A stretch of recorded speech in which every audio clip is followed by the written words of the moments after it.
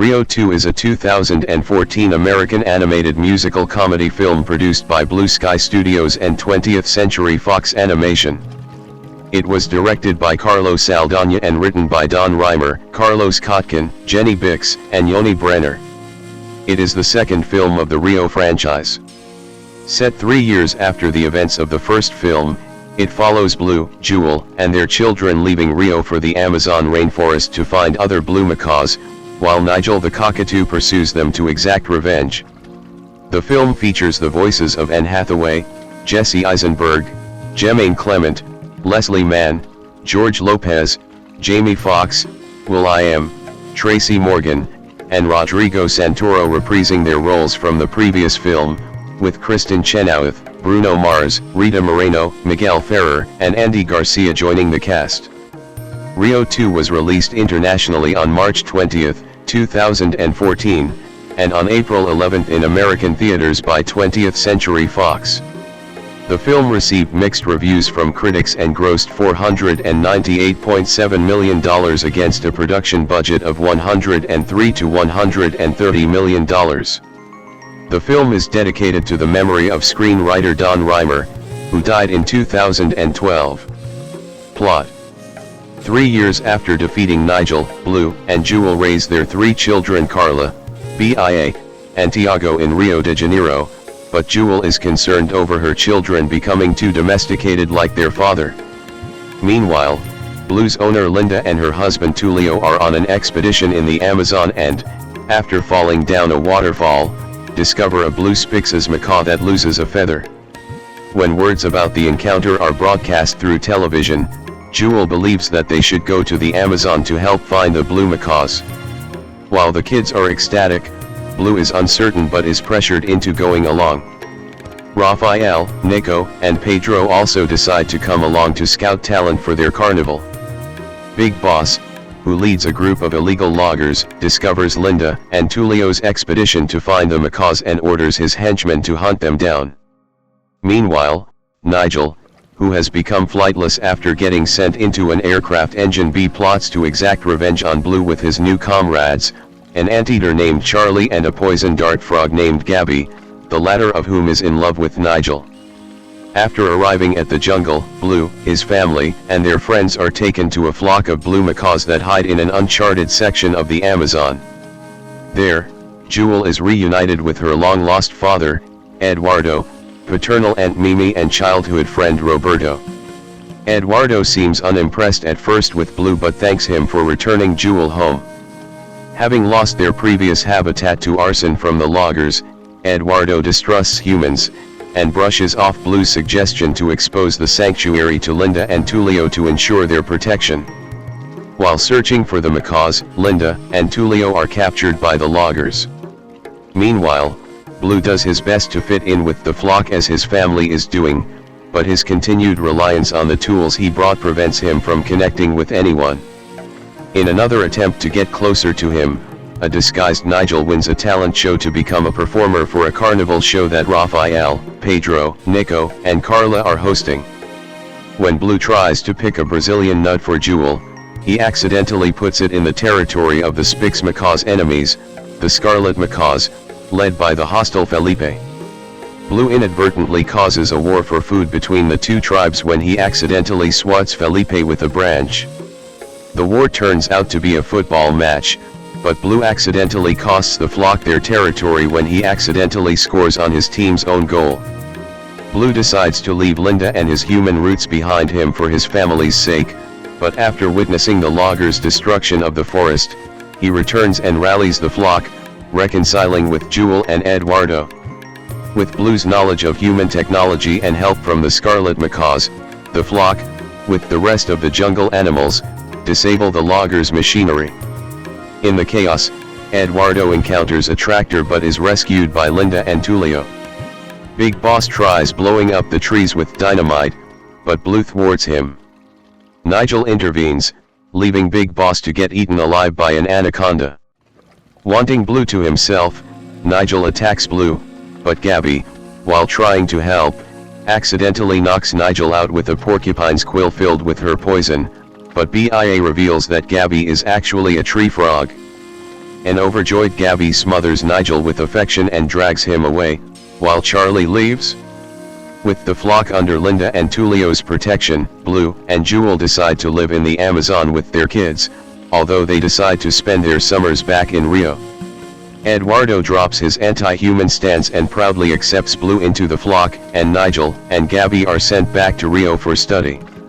Voice cast: Anne Hathaway at the film's screening at Nickelodeon Studios in Burbank, California, on April 26, 2014. Anne Hathaway as Jewel, a female Spix's macaw from the Amazon and Blue's mate. 5. Jesse Eisenberg as Blue, a male Spix's macaw from Moose Lake who was born in Rio de Janeiro and Jewel's mate. 5. Jemaine Clement as Nigel, an evil sulfur-crested cockatoo who seeks revenge on Blue for crippling his ability to fly. 5. Kristin Chenoweth 5 as Gabby, a poison dart frog who is Nigel's sidekick. At the end of the film, she is revealed to be a normal tree frog. 6. will.i.am as Pedro, a rapping red-crested cardinal. 5. George Lopez as Raphael, a romantic, wise and energetic Toco toucan and Eva's mate who is fond of the Rio Carnival. 5. Bruno Mars 5 as Roberto, Jewel's swab childhood friend. 6. Leslie Mann as Linda, an American woman who adopted Blue for 15 years and Tulio's wife and assistant. 5. Rodrigo Santoro as Tulio, a Brazilian ornithologist and Linda's husband. 5. Rita Moreno as Aunt Mimi, Eduardo's sister, and Jewel's aunt. 5-7. Tracy Morgan as Louise, a bulldog, and a chainsaw expert with a drooling condition. 5. Jake T. Austin as Fernando, Linda, and Tulio's adopted son. 5. Andy Garcia 5 as Eduardo, Jewel's father. 6. Jamie Foxx as Nico, a smooth and charismatic yellow canary that wears a bottle cap hat and a close friend to Pedro. 5. Rachel Crow as Carla, Blue, and Jewel's music-loving daughter and the oldest of Blue and Jewel's children. 5-6-8. Pierce Gagnon 5 as Tiago, Blue, and Jewel's youngest, mischievous, and only son. 6. Amandla Stenberg 5 as Bia, Blue, and Jewel's intelligent, younger daughter, the middle child. 6. Miguel Ferrer as Big Boss, the hot-tempered head of the illegal logging activity. This was Ferrer's final appearance in a theatrical film before his death in 2017. Janelle Monáe as Dr. Monty, a veterinarian. 9. This was also Monty's first film role. Natalie Morales as a news anchor. 5-10-11. Babel Gilberto as Eva, a keel-billed toucan and Raphael's mate. 5. Philip Lawrence as Felipe, a scarlet macaw and the hostile leader of a tribe who has a rivalry and territorial dispute with the Spix's macaws. 12. Production.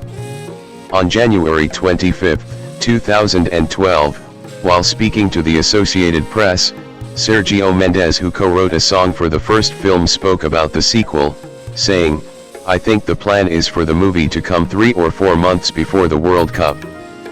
Fox has been talking about it, and it looks like it's going to happen. We're going to have a meeting I think next week and Carlos is coming to town to tell us the story, and it looks like it's a go." 13. In April 2012, Deadline Hollywood reported that Jesse Eisenberg had signed up to reprise his role as Blue. 14. And Anne Hathaway had also signed on to reprise her role as Jewel.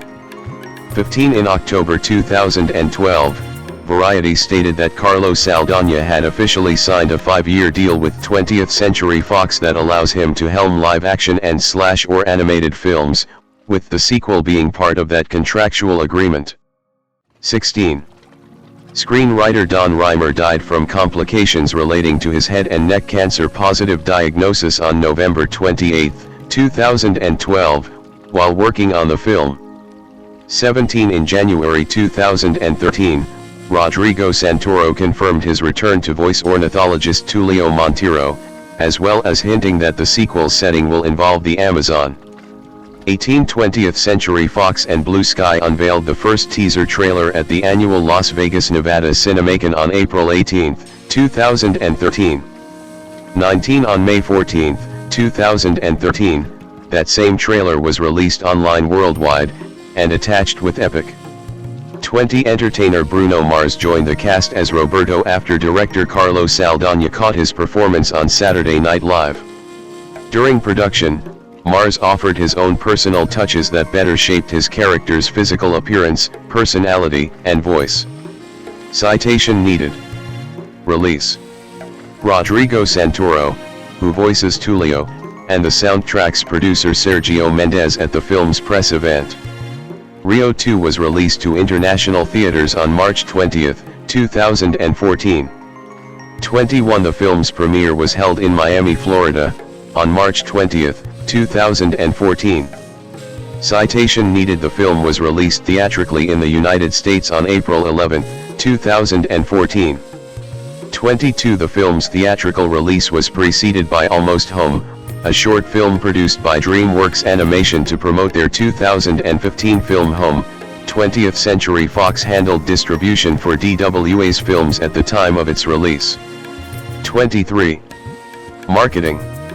Under the supervision of 20th Century Fox with director Carlos Saldana and music composer John Powell, the film's natural hometown of Rio de Janeiro, Brazil, used the film as a tie-in promotion for the 2014 New Year's Eve celebration at Copacabana Beach. 24.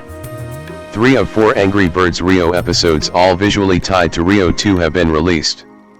25 The first, Rocket Rumble, was released in December 2013. 26 The second, High Dive, in February 2014. 27 and the third, Blossom River, in April 2014.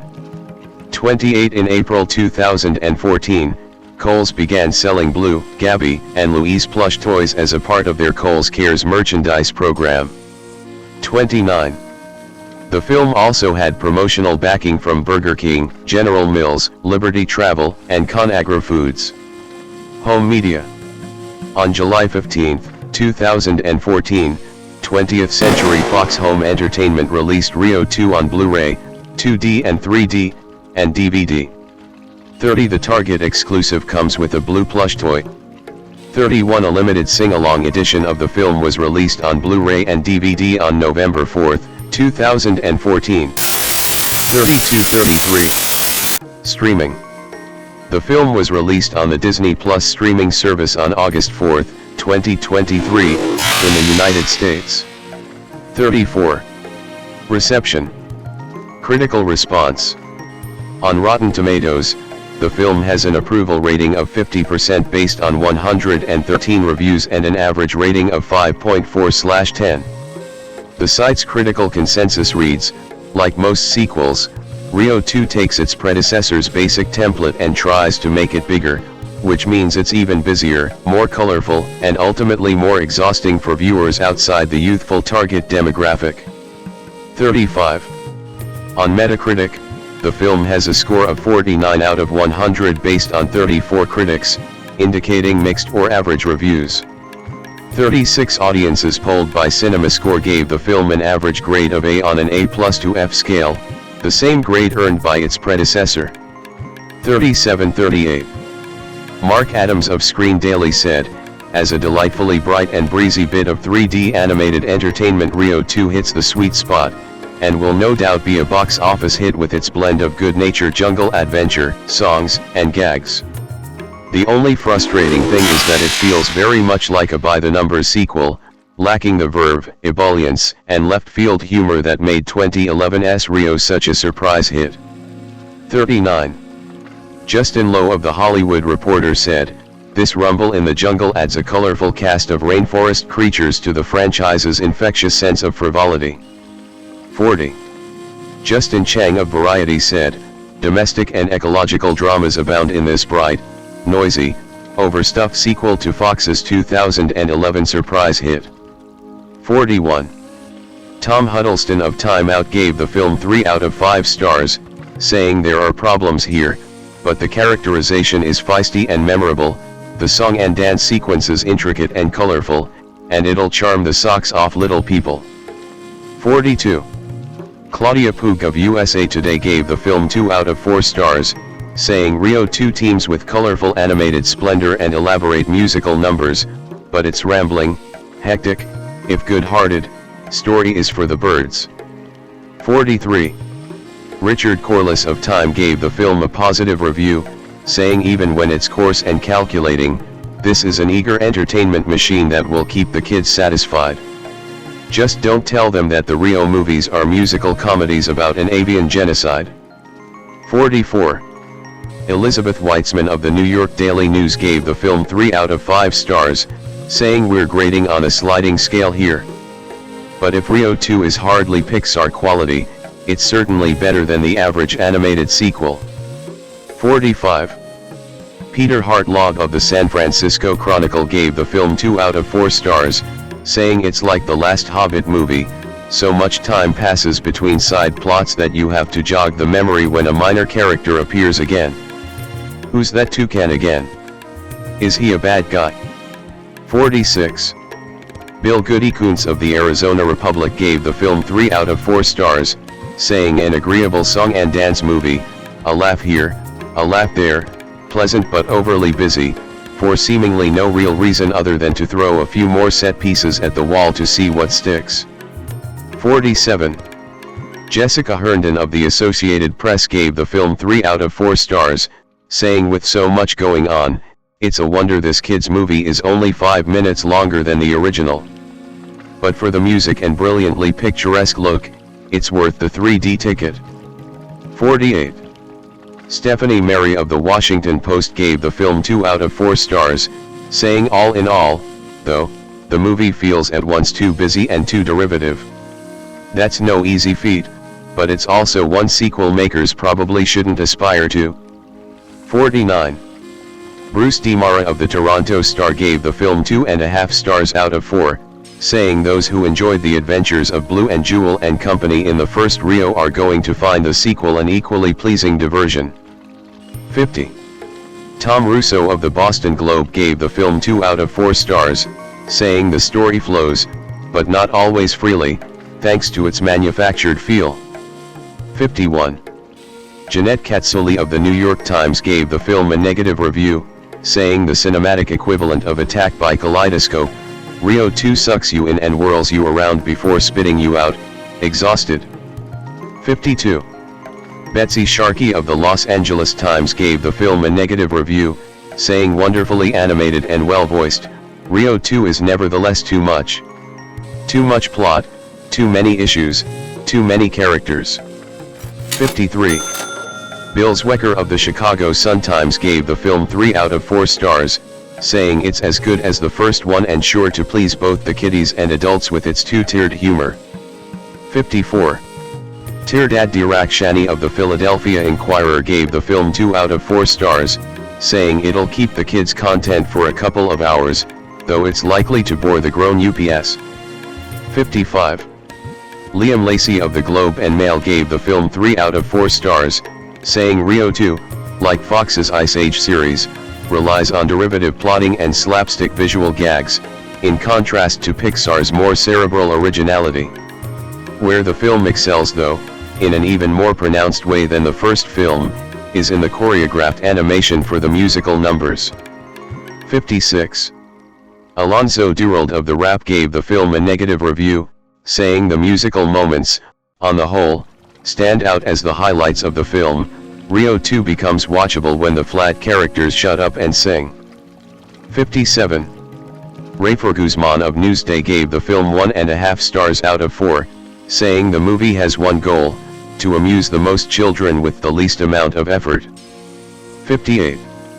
Steve Purcell of the Tampa Bay Times gave the film a B+, saying like its peppy predecessor, Rio 2 doesn't look or sound like other animated licenses to print money. That alone is reason enough to appreciate it. 59. Kevin McFarland of the AV Club gave the film a C, saying like the first film, Rio 2 is almost oppressively bright, bombarding the screen with flashes of saturated rainforest colors and even a bird version of soccer, timed a bit too perfectly to the 2014 World Cup in Brazil. 60. Mike McCahill of The Guardian gave the film 2 out of 5 stars, saying it's hard to ascribe much art or wit to a franchise that retains the services of will.i.am as comic relief, and a thoroughly inorganic talent show subplot feels like another attempt to groom youngsters for life in the Kowal jungle. 61. Robbie Collin of the Daily Telegraph gave the film 2 out of 5 stars, saying this jumbled sequel, which was also directed by Carlo Saldana, loses most of what made the first film such an infectious entertainment. 62. Eric Henderson of Slant Magazine gave the film 1 out of 5 stars, saying though there isn't a fruit-flavored hue that isn't jammed into every single corner of screen space in Rio 2, the movie has less actual nutritional value than 10 bowls of crushed Fruit Loops dust. 20th Century Fox's sequel to the already dubious 2011 film would seem far too endlessly hyperventilating and self-stimulating a way to keep kids from barreling toward a spaz attack on a Saturday afternoon. 63. Box office. Rio 2 grossed $131.5 million in North America, and $367.2 million in other territories, for a worldwide total of $498.7 million, surpassing its predecessor. 3. In North America, the film earned $12 million on its opening day 64 and opened to number 2 in its first weekend, with $39.3 million, behind Captain America, The Winter Soldier. 65. In its second weekend, the film dropped to number 3, grossing an additional $22.2 million. 66. In its third weekend, the film remained number 3, grossing $13.9 million. 67. In its fourth weekend, the film dropped to number 5, grossing $7.7 million. 68. 20th Century Fox Home Entertainment donated $100,000 to WWF to support conservation efforts in the Amazon. The soundtrack to Rio 2 also consisted of collaborations from Brazilian and American artists, and Brazilian musician Sergio Mendes would co-produce the album with the film's composer John Powell, after previously doing so for the first film's soundtrack. 77-78. The soundtrack, titled Rio 2, Music from the Motion Picture, was released on March 25, 2014, by Atlantic Records. 79-80. It was promoted by the samba version of the 20th Century Fox fanfare and the single What Is Love, performed by Janelle Monáe. 81. Released as a single from the album on March 4. 82-83. Powell's score was released into a separate album on April 15, 2014. 84. The Barbatooks performed the song Beautiful Creatures as part of the closing ceremony of the 2016 Summer Olympics in Rio de Janeiro. 85. Future sequel. Director Carlo Saldana had kept the possibility for Rio 3 open. In April 2014, he stated, "Of course, I have a lot of stories to tell, so we're starting to prepare for it." 86. In 2023, whilst discussing a third Rio film, Saldana stated that he was working on a project to make it happen. 87. Spin-off. On October 25, 2019, after the acquisition of 21st Century Fox by Disney, it was reported that a spin-off that centered on Nico and Pedro is in development for Disney+. 88. The status of this spin-off has been left uncertain since. 89. In January 2022, after the acquisition of 20th Century Fox by Disney, it was announced that a new installment in the Rio franchise for Disney Plus is officially in development, with Ray De Laurentiis writing the screenplay, and Jacqueline Hathaway, born November 12, 1982, is an American actress. Her accolades include an Academy Award, a British Academy Film Award, a Golden Globe Award, and a Primetime Emmy Award. Her films have grossed over $6.8 billion worldwide, and she appeared on the Forbes Celebrity 100 list in 2009. She was among the world's highest-paid actresses in 2015. Hathaway performed in several plays in high school. As a teenager, she was cast in the television series Get Real, 1999 to 2000, and made her breakthrough by playing the lead role in the Disney comedy The Princess Diaries, 2001. After starring in a string of family films, including Ella Enchanted, 2004, Hathaway made a transition to mature roles with the 2005 drama Brokeback Mountain. The comedy drama The Devil Wears Prada, 2006, in which she played an assistant to a fashion magazine editor, was her biggest commercial success to that point. She played a recovering addict in the drama Rachel Getting Married, 2008, which earned her a nomination for the Academy Award for Best Actress. Hathaway had further commercial success in the comedy Get Smart, 2008, The Romance's Bride Wars, 2009, Valentine's Day, 2010, and Love and Other Drugs, 2010, and the fantasy film Alice in Wonderland, 2010. In 2012, she starred as Catwoman in her highest-grossing film, The Dark Knight Rises, and played Fantine, a prostitute dying of tuberculosis, in the musical Les Miserables, winning the Academy Award for Best Supporting Actress for the latter. She has since played a scientist in the science fiction film Interstellar, 2014, the owner of a fashion website in the comedy The Intern, 2015, a haughty actress in the heist film Ocean's 8, 2018, a con artist in the comedy The Hustle, 2019, Rebecca Newman in the miniseries We Crashed, 2022, and an older woman dating a young pop star in the romantic comedy The Idea of You, 2024. Hathaway has won a Primetime Emmy Award for her guest voice role on The Simpsons, sung for soundtracks, appeared on stage, and hosted events. She supports several charitable causes.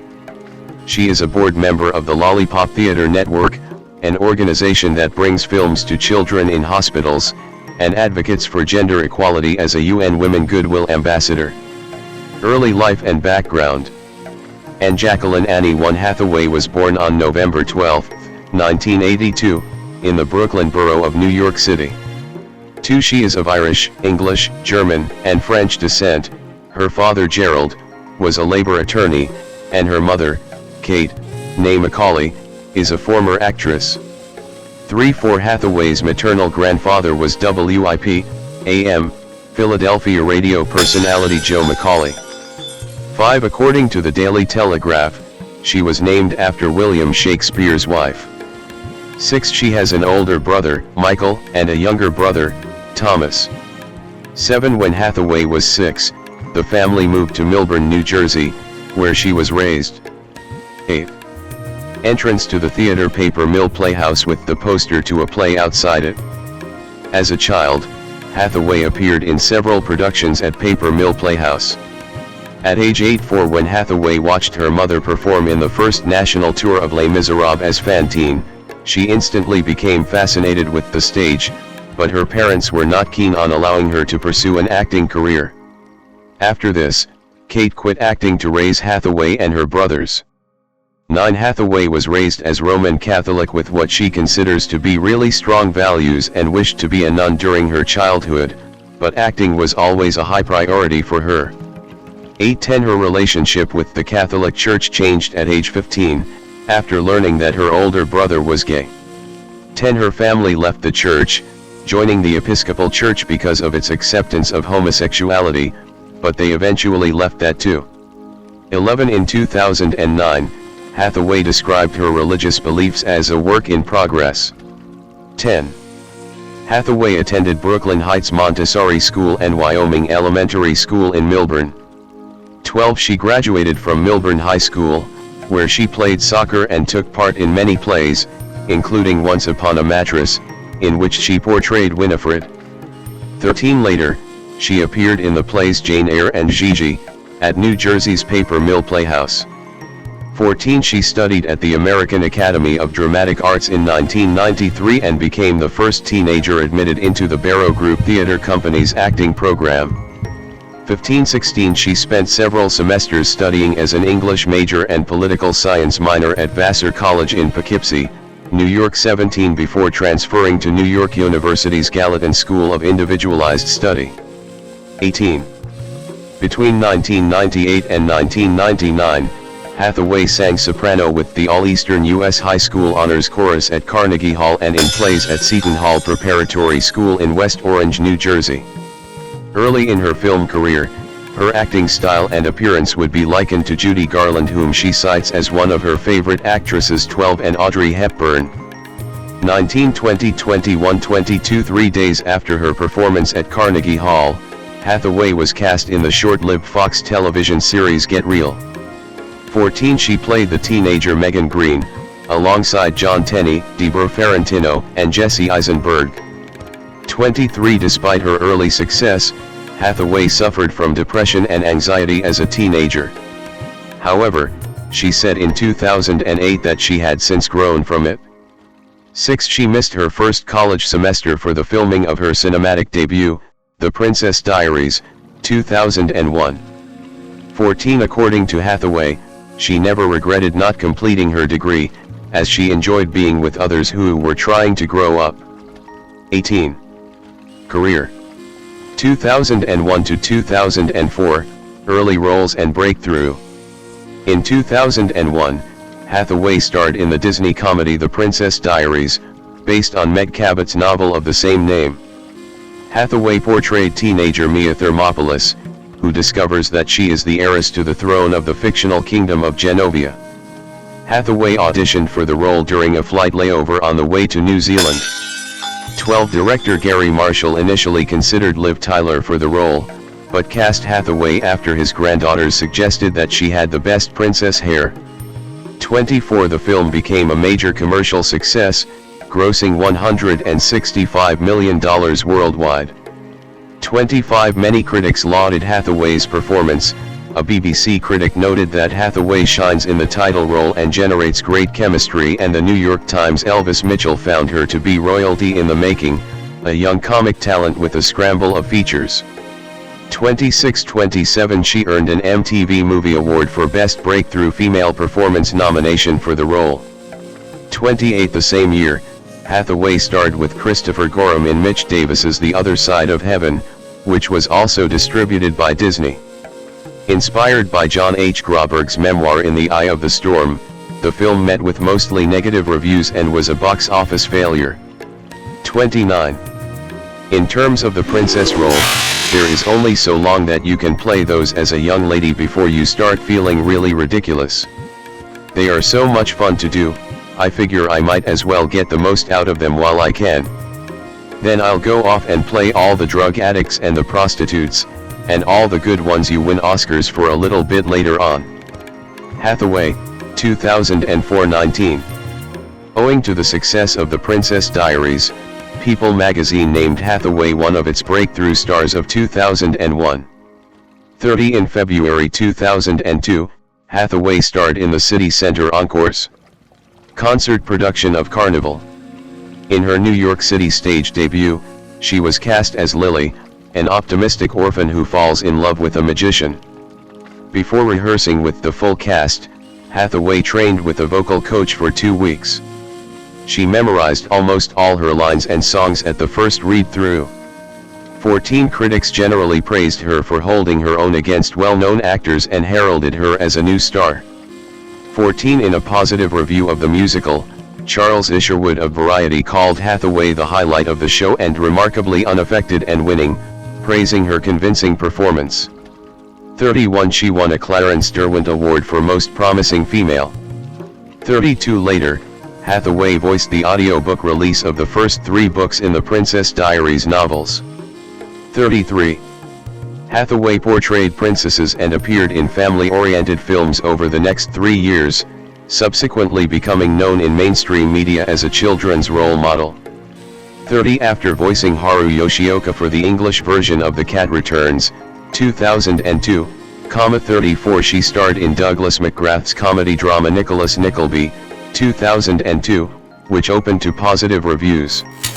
However, the film did not enter wide release and failed at the North American box office, totaling less than $4 million in ticket sales. 35. The fantasy romantic comedy Ella Enchanted, 2004, in which Hathaway played the titular character, also performed poorly at the box office. 36. She had first read the book on which the film is based when she was 16, and stated that the script was originally much closer to the source material but did not work as a film, and therefore preferred the picture the way it turned out. 19. It opened to mostly mixed reviews. 37. Hathaway sang 3 songs on the film's soundtrack, including a duet with singer Jesse McCartney. 38. In 2003, Hathaway turned down the role of Kristin for Joel Schumacher's The Phantom of the Opera, 2004, because the production schedule of the film overlapped with The Princess Diaries 2, Royal Engagement, 2004. 32. She was initially hesitant and nervous about starring in the sequel, but agreed to it after Marshall convinced her that she was not repeating anything. 19. The film was released in August 2004 to negative reviews 39 but made $95.1 million against a $40 million budget. 40. 2005 to 2008, transition to adult roles and critical recognition. Hathaway began taking on adult roles to avoid typecasting, 30, remarking that anybody who was a role model for children needs a reprieve, but noted that it's lovely to think that my audience is growing up with me. 41. After replacing Tara Strong for the voice role of Red Puckett in Hoodwinked, 42. She starred in the drama Havoc, 2005, as a spoiled socialite, appearing nude in some of its scenes. While the film was thematically different from her previous releases, Hathaway denied that her role was an attempt to be seen as a more mature actress, citing her belief that performing nudity in certain films is merely a part of what her chosen form of art demands of her. Because of this belief, she does not consider appearing nude in appropriate films to be morally objectionable. 43. The film was not released in theaters in the United States due to unfavorable critical reception. 44. In the 2005 drama Brokeback Mountain, which depicts the emotional and sexual relationship between 2 men married to women, Ennis Del Mar, played by Heath Ledger, and Jack Twist, played by Jake Gyllenhaal, Hathaway played Lorraine, the wife of Jack. The actress was originally sent the script with the part of Ennis' wife in mind, but decided to audition for Lorraine instead after she read it. 45. She lied during the audition about her knowledge of writing so that the director Ang Lee would cast her, but did subsequently take lessons. 46. The film received critical acclaim and several Academy Award nominations. 47. Peter Travers of Rolling Stone wrote that Hathaway excels at showing Lorraine's journey from cutie pie to hard case, and Todd McCarthy of Variety credited her for providing an entertaining contrast in wifely disappointment. 48-49. Hathaway stated that the content of Brokeback Mountain was more important than its award count, and that making the film made her more aware of the kind of stories she wanted to tell as an actor. 50. At this point, she realized that she wanted to play roles to move audiences or otherwise entertain them so much that they forget about their own lives. 6. A picture of Anne Hathaway looking into the camera. Hathaway at the 2007 Deauville American Film Festival. Hathaway starred in the comedy drama The Devil Wears Prada, 2006, based on Lauren Weisberger's novel of the same name, as a college graduate who becomes an assistant to a powerful fashion magazine editor, played by Meryl Streep. 8. She was the 9th choice for the part, citing this later as an inspiration for people to never give up. 51. And in preparation she volunteered for a few weeks as an assistant at an auction house. 52. She also followed a weight loss regimen, along with co-star Emily Blunt, which made them hungry and led to crying. 53. Hathaway stated that working on the film made her respect the fashion industry a great deal more than she did previously, though she admitted that her personal style was something she still can't get right. 16. The Devil Wears Prada received positive reviews. Roger Ebert called Hathaway a great beauty, who makes a convincing career girl, and Rotten Tomatoes found Streep in top form and Anne Hathaway more than holding her own. 54-55. It proved to be her most widely seen film to that point, with a worldwide gross of over $326.5 million. 56. Originally cast in Knocked Up, Hathaway dropped out before production and was replaced with Katherine Heigl. This happened because, according to writer-director Judd Apatow, the actress was uncomfortable with the use of real footage of a woman in labor. 57. She believed it did not contribute to the film's story. 58. Her sole release in 2007 was the biographical romantic drama Becoming Jane, as the titular English author Jane Austen. 50. A fan of Austen since age 14, Hathaway prepared for the role by rereading Austen's books and conducting historical research, such as perusing the author's letters. She also learned sign language, calligraphy, dance choreography, and the piano. She moved to England a month before filming to improve her English accent. At 60, she received a British Independent Film Award for Best Actress nomination for the film 61, although some critics negatively focused on her accent and performance. 62. In October 2008, Hathaway hosted an episode of the NBC late-night sketch comedy Saturday Night Live.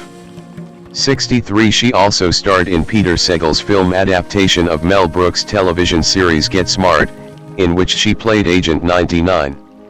Calling the role a childhood dream come true, Hathaway learned martial arts and dancing techniques in preparation. 41. While filming an action sequence, she split the flesh of her shin to the bone, which led to her receiving 15 stitches. 6. The film, centering on an analyst who dreams of becoming a real field agent and a better spy, was a financial success. 64. Hathaway's two other releases of 2008 were the drama Rachel Getting Married and the mystery thriller Passengers, the latter of which was a critical and commercial failure. 65. In Jonathan Demme's Rachel Getting Married, she starred as a young woman who, after being released from drug rehabilitation, returns home for her sister's wedding. Portraying a character she described as narcissistic, downright selfish, Hathaway garnered critical acclaim for her performance. 66. Peter Travers found her to be raw and riveting in the role, adding that she acts the hell out of it, achieving a state of sorrowful grace. 67. She received Academy Award and Golden Globe Award nominations for Best Actress. 66-68. 2009 to 2011, romantic comedies and hosting events. Hathaway starred in Bride Wars, 2009, which she described as hideously commercial, gloriously so. 69. The romantic comedy, in which she and Kate Hudson played two best friends who become rivals after their weddings are scheduled on the same day, was a critical failure. It was named among the 10 worst chick flicks in history by Time in 2010. 70. Despite this, the film was successful financially and earned Hathaway an MTV Movie Award for Best Female Performance nomination. 71-72. She played the heroine Viola in a summer 2009 production of Twelfth Night at the Delacorte Theater in New York City. Charles Isherwood opined that Hathaway dives smoothly and with obvious pleasure into the embrace of a cohesive ensemble cast. 73. For her portrayal of the role, she garnered a nomination for the Drama Desk Award for Outstanding Actress in a Play. 74. In 2010, she also won a Primetime Emmy Award for Outstanding Voice-Over Performance for providing her voice for the episode Once Upon a Time in Springfield in The Simpsons. 75. Hathaway voiced different characters in Family Guy in 2010 and 2011. 76-77. In 2010, Hathaway appeared as a receptionist who dates a clerk, played by Topher Grace, in the ensemble romantic comedy Valentine's Day, directed by Gary Marshall. The film was a commercial success, grossing more than $215 million worldwide against a budget of $52 million. 78. Hathaway played the White Queen in Tim Burton's 2010 adaptation of the fantasy novels Alice's Adventures in Wonderland and Through the Looking Glass alongside Helena Bonham Carter and Johnny Depp. She summed up her character with a caption on a magnet of Happy Bunny holding a knife, "Cute but psycho. Things even out." 79. Hathaway described her interpretation of the White Queen as a punk rock vegan pacifist, drawing inspiration from Debbie Harry and the artwork of Dan Flavin. 80. Alice in Wonderland received mixed reviews from critics, who praised the film's visuals but criticized the lack of narrative coherence. 81. Commercially, it grossed $1 billion to become the second highest grossing film of 2010. 82. A bust shot of a young woman standing in a side view, her head turned to look to the camera. Her long hair is pulled back from her face and cascades down her back. She wears a black sleeveless dress with a gold trim around the back and under her arm. She wears jeweled silver floral-shaped earrings and smiles softly. There is a crowd of people, slightly out of focus, in the background. Hathaway at the Nobel Peace Prize concert in 2010, which she hosted with actor Denzel Washington. Hathaway reunited with Jake Gyllenhaal as a free-spirited artist with Parkinson's disease in Edward Zwick's erotic romantic comedy drama Love and Other Drugs, based on the non-fiction book Hard Sell, The Evolution of a Viagra Salesman by Jamie Reedy. For the role, she spent time with a Parkinson's patient to research the disease, and in preparation for its nude scenes, she watched films of Kate Winslet and Penelope Cruz who, in Hathaway's view, had performed nudity with sensitivity and dignity. 83-84 She believed these scenes would not discourage socially conservative people from watching the film. 85 Critics generally praised the film's adult romance, but were unenthusiastic about its plot elements. 86 Hathaway's performance, which Ebert called warm, lovable. 87 earned her a Satellite Award and a nomination for the Golden Globe Award for Best Actress, Comedy or Musical. 88-89 Together with actor Denzel Washington, Hathaway hosted the Nobel Peace Prize concert in Oslo, Norway in December 2010. 92 months later, she and James Franco hosted the 83rd Academy Awards. 91 Critics were unenthusiastic about their chemistry, but thought Hathaway gave her best and did a better job than Franco, who they felt seemed uninterested. 92 At the 63rd Primetime Emmy Awards, she garnered an Outstanding Variety Special, Live, nomination. 93. In 2011, Hathaway voiced Jewel, a female Spix's macaw from Rio de Janeiro, in the animated film Rio, produced by 20th Century Fox and Blue Sky Studios. It received generally positive reviews from film critics, who praised the visuals, voice acting and music. 94 A commercial success, it grossed more than $484 million worldwide against a budget of $90 million. 95 Later, Hathaway starred alongside Jim Sturgis in Lone Scarfax One Day, based on David Nichols' novel of the same name. The film tells the story of two young people who meet annually for 20 years after they shared a platonic one-night stand together. Hathaway was clandestinely given the script, as One Day was set in Britain, and Scarfax was not looking for any American actresses for the part. After a non-productive meeting with Scarfax, Hathaway left a list of songs for the director, who after listening to them, cast the actress for the part. B-96 Hathaway later expressed regret that she might have unwittingly held misogyny during production, as she came to feel that she had not trusted Scarfax as a director because of her gender. 97 Her Yorkshire accent in the film was considered subpar. Columnist Suzanne Moore, reviewing the film on BBC Radio 4's Front Row, said Hathaway's accents were all over the shop, adding, "Sometimes she's from Scotland, sometimes she's from New York, you just can't tell." 98 The film itself received polarizing reviews from critics. 99 but became a moderate box office success. 101. 2012 to 2014, Les Miserables and films with Christopher Nolan. In 2012, Hathaway's audiobook recording of L. Frank Baum's 1900 novel The Wonderful Wizard of Oz was released at Audible.com and garnered her an Audie Award nomination for Best Solo Narration, Female. 102 She then played the sly, morally ambiguous cat burglar Selina Kyle / Catwoman in The Dark Knight Rises, the final installment in Christopher Nolan's The Dark Knight trilogy.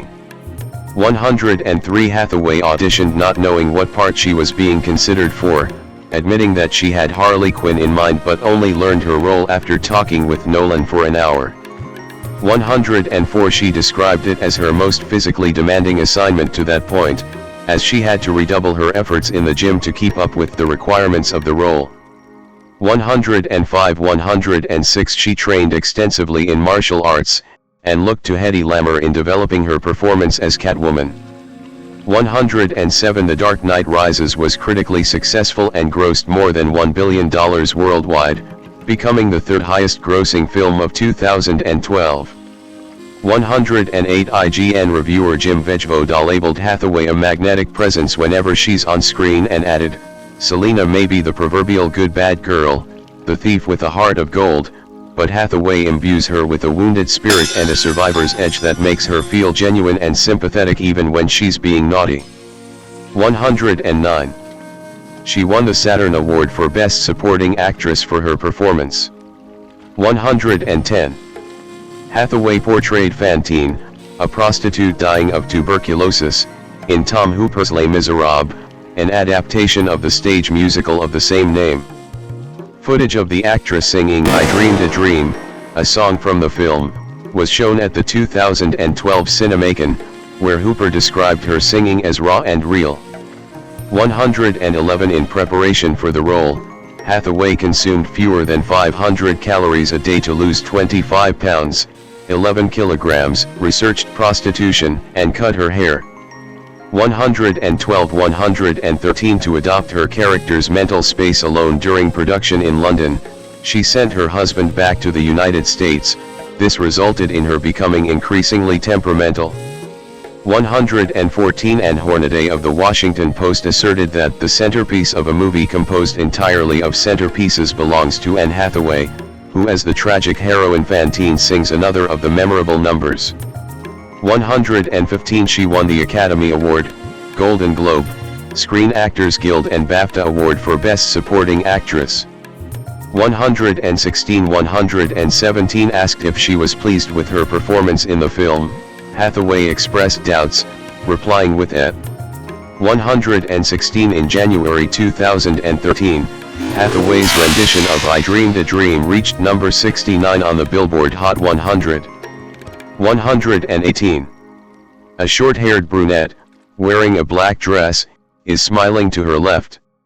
Hathaway at a screening of Rio 2 in 2014. After briefly appearing in the romantic comedy Don John, 2013, 119. Hathaway starred in and co-produced, with her husband and others, Song 1. In the drama film, she played an anthropology student who returns home to see her injured brother, Henry, played by Ben Rosenfield, and soon begins a romantic relationship with his favorite musician, James Forrester, played by Johnny Flynn. Her character was originally written as a 19-year-old, but Kate Barker Froiland, the film's writer and director, changed the part to that of an older woman after casting Hathaway. 120. The actress said the reason she decided to produce the film was because of its depiction of the healing power of music and second chances. 121. For the film's soundtrack, she provided her voice for the song "Afraid of Heights." 122. Song 1 premiered in the U.S. dramatic competition at the 30th Sundance Film Festival in January 2014. 123. And released in theaters the following year to mixed reviews from critics. 124. Commercially, the film failed to recoup its $6 million investment. 125. Hathaway reprised her role as Jewel in the animated film Rio 2, her third film with Jamie Foxx, which was released in 2014. 126. It grossed nearly 5 times more than its $103 million budget. 127. Her sole live-action release of 2014 was Christopher Nolan's epic science fiction film Interstellar. Set in a dystopian future where humanity is struggling to survive, it follows a crew of astronauts who travel through a wormhole in search of a new home for mankind. Hathaway was drawn to the part of NASA's scientist Amelia Brand due to the character's growth from an arrogant to a humbler person. 128. With a budget of $165 million, the high-profile production co-starring Matthew McConaughey was filmed mostly using IMAX cameras. 129. 130. Hathaway nearly experienced hypothermia while filming a water scene in Iceland, as the dry suit she was wearing had not been properly secured. 131. Reviewers for The Independent and Empire found her to be affecting in the part of a scientist unable to decide between her personal feelings and professional responsibilities. 132. And took notice of the soulful nuance in her performance. 133 Interstellar grossed over $701 million worldwide. 134 and earned Hathaway a nomination for the Saturn Award for Best Actress. 135. 2015 to 2021, comedic roles and career fluctuations. Hathaway began 2015 with an appearance in the first season of the musical reality show Lip Sync Battle. In the episode, she competed against her The Devil Wears Prada co-star Emily Blunt. She lip-synced Love by Mary J. Blige and Wrecking Ball by Miley Cyrus. 136 Nancy Meyers. The Intern was Hathaway's sole film release of 2015.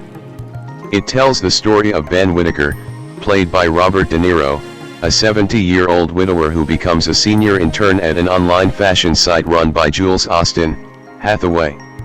She had aspired to work with De Niro and Meyers, her favorite actor and director, respectively.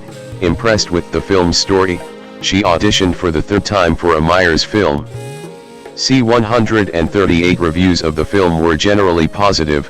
One in Roger Ebert's website found her to be extremely appealing, and a reviewer for New York Magazine wrote, "The Intern gets off on De Niro's amiability and Hathaway's sweet energy." 139. 140 The film grossed $194 million worldwide against a $35 million budget. 141 The 2015 found footage horror film Be My Cat, a film for N, about an aspiring Romanian filmmaker who goes to shocking extremes to convince Hathaway to star in his film, was officially selected and had its North American premiere at the 2016 Nashville Film Festival. 142. Hathaway at the 2016 Toronto International Film Festival. Hathaway reprised the role of the White Queen in Alice Through the Looking Glass, the 2016 sequel to Alice in Wonderland. 143. That March, it was reported that she would reprise her role for The Princess Diaries 3, the project was shelved after the death of Gary Marshall, who was set to direct the film. 144. Hathaway is one of several actors featured on Barbra Streisand's 2016 album Encore, Movie Partners Sing Broadway. Along with Daisy Ridley, Hathaway and Streisand performed the song at the ballet. From a chorus line, she played the role of Maggie, one of a trio of dancers hoping to be cast in an upcoming show. 145. Her final film that year was alongside Jason Sudeikis in Nacho Vigando's science fiction black comedy Colossal, 2016. 146. Playing an unemployed young writer, Hathaway was the first actress to sign on at a time when the project had no financial backing. She was drawn to the genre-hopping nature of the script, later comparing it to Being John Malkovich, 1999, one of her favorite films. 147. The film received positive reviews from critics, but earned only $4 million at the box office. 148. 149. After a 2-year absence from the screen, Hathaway starred as a famous actress in Ocean's 8, an all-female spin-off of the Ocean's 11 franchise from director Gary Ross. 150. Co-starring Sandra Bullock and Cate Blanchett, it follows a group of criminals who plan to rob the Met Gala. Hathaway was drawn to the idea of playing someone with an immense ego and saw the part as an opportunity to lean into all the ridiculous fame nonsense that I've been trying to sidestep for all of these years. 151. She hoped the film would be profitable so that it could debunk claims that female-led films do not succeed commercially. 152. Critics generally considered Hathaway to be a scene stealer among the cast. 153. With ABC Online's Jason DeRosso writing, the film's best moments belong to Hathaway as the anxiety-ridden, vain, and capricious starlet. She's the only successful meld of comedy and pathos, a victim of the celebrity treadmill who is also capable of outsmarting it.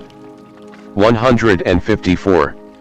Ocean's 8 was a box office success, grossing over $297 million worldwide against a $70 million budget. 155. Hathaway's first 2 films of 2019, the thriller Serenity and the comedy The Hustle, were poorly received by critics. 156. 157. In the former, She starred alongside her Interstellar co-star Matthew McConaughey as a woman who tasks her ex-husband to kill her new abusive husband, a role for which she dyed her hair blonde. 158 The Washington Post dismissed her performance as cartoonish, adding that her femme fatale character was reminiscent of a kind of live-action Jessica Rabbit. 159 The latter film was a remake of the 1988 film Dirty Rotten Scoundrels, co-starring Rebel Wilson, which emerged as a sleeper hit. 161 Hathaway next played a woman with bipolar disorder in an episode of the Amazon Prime Video romantic anthology series Modern Love. 162 She then played the wife of Mark Ruffalo's character in Todd Haynes' legal drama Dark Waters, about environmental poisoning committed by the chemical company DuPont. 163 Writing for Variety, Owen Gleiberman termed her supporting performance a piercing dance of agony and loyalty. 164 Hathaway began the new decade with the political thriller The Last Thing He Wanted, 2020, based on the book of the same name by Joan Didion. She considered herself to be an unlikely choice for the part of a headstrong journalist, as it differed from her own puppy dog personality. 165 It received negative reviews from critics. 166 She then starred in The Witches, an adaptation of the novel of the same name from director Robert Zemeckis, in which she played an evil witch. The film received mixed reviews from critics, who deemed it inferior to the 1990 adaptation. 167 168 Hathaway's performances in both films earned her nominations for Worst Actress at the 41st Golden Raspberry Awards. 169 In 2021, she starred in the heist film Lockdown, directed by Doug Liman, which premiered on HBO Max. Set during the COVID-19 pandemic, it co-starred Chiwetel Ejiofor. 171 The film was shot over the course of 18 days with limited resources. 172 She next took on a role in one episode of the Amazon Prime Video anthology series Solos.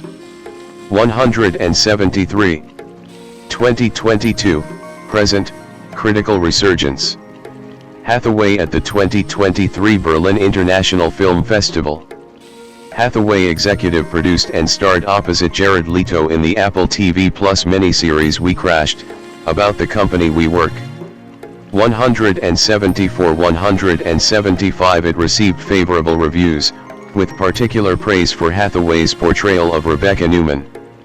176 Angie Han of The Hollywood Reporter commended her for resisting the temptation to turn Rebecca into an exaggerated caricature of an entitled woo-woo type, which ultimately only makes Rebecca funnier. 177 Hathaway starred in James Gray's semi-autobiographical period drama Armageddon Time, portraying a character inspired by Gray's mother. 178 David Rooney of The Hollywood Reporter considered it her best performance since Rachel Getting Married, while Owen Gleiberman of Variety praised Hathaway for making her character at once affectionate and blinkered.